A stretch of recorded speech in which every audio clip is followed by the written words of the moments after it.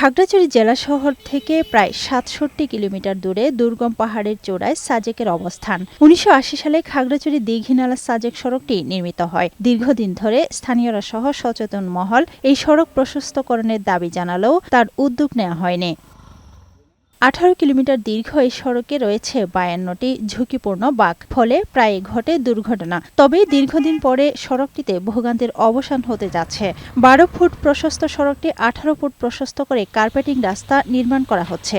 রাস্তা সুতো হলে তো আমরা বড় গাড়ি আসলে বাইরে নামতে হয়, তখন আমাদের অনেক সময় গাড়ি উল্টে যায়। মোটরসাইকেল আর ট্রাক যখন নামবেন, যেকোনো মুহূর্তে স্লিপ হওয়ার সম্ভাবনা থাকে, একেবারে ৯৯% স্লিপ হওয়ার সম্ভাবনা থাকে। শুধু তাই নয়, এই রাস্তা প্রশস্ত হলে সুফল ভোগ করবে প্রান্তিক পর্যায়ের পাহাড়ি অধিবাসী, শিক্ষার্থী ও বেড়াতে আসা পর্যটকরা। রাস্তা বড় হওয়াতে সকলের জন্য ভালো। রাস্তা তো এখন বড় হয়েছে, এখন গাড়ি জ্যাম হবে না, মানুষ চলাফেরা সুবিধা হবে। আগামী বছর সড়কটি সংস্কারের কাজ শেষ হবে। ১৮ কিলোমিটার মানে লেট আমরা এটা আপাতত উদ্যোগ নিয়েছি, এটা আমরা প্রস্তুতকরণ করব।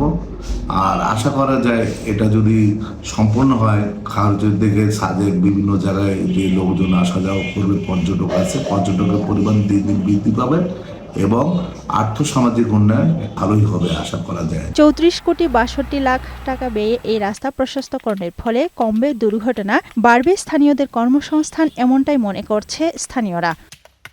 আফরোজা সুলতানা, বৈশাখী সংবাদ।